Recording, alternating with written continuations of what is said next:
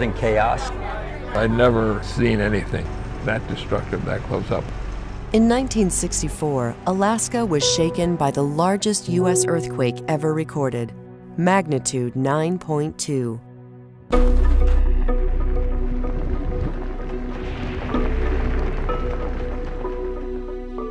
In 1964, scientists did not understand how or why it occurred.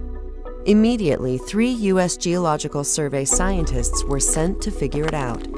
There were no faults at the surface to explain it.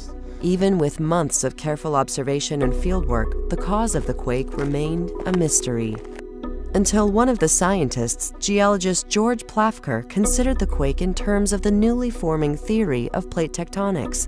His realization changed our understanding of these great earthquakes.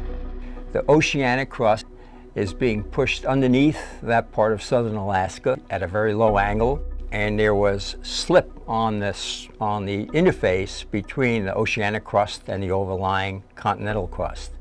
These two crusts are converging at the dramatic rate of 1.5 inches each year. Periodic slip between the crusts produces great quakes, which Plafker called megathrust earthquakes. Scientists now recognize the distinctive patterns of uplift and downdrop at the Earth's surface, characteristic of these quakes. One of the obvious things that everybody wants to know when you have an earthquake like this is how frequently do they occur? Could you have one tomorrow, or is it thousands of years? By drilling 50 feet into the Earth and taking core samples, Plafker and his team discovered 9 megathrust earthquakes had occurred in south-central Alaska over the past 5,500 years. The average time span between these quakes is 630 years.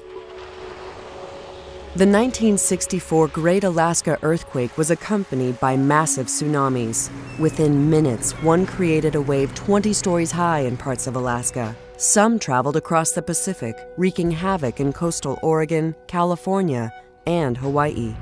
The widespread damage and loss of life from this earthquake led to a determination to use science to save lives in the future. South Central Alaska here is the infrastructure center of the state, and it's also by far the largest population center of the state. And the work that we do, it involves basically the fundamental characterizing of the earthquake hazard, knowing which faults are active, which faults can produce earthquakes, understanding how often those earthquakes occur. And another part is understanding the local tsunami hazard. Legacies from the 1964 Great Alaska Earthquake and Tsunami include the USGS Earthquake Hazards Program, NOAA's round-the-clock tsunami warning centers, the Advanced National Seismic System, resulting in seismic hazard maps and improved building codes. Altogether, these programs can help predict strong ground motions from future earthquakes and minimize risks. For one example, scientists learned that Valdez was so unstable and at such risk for earthquakes that the town was moved.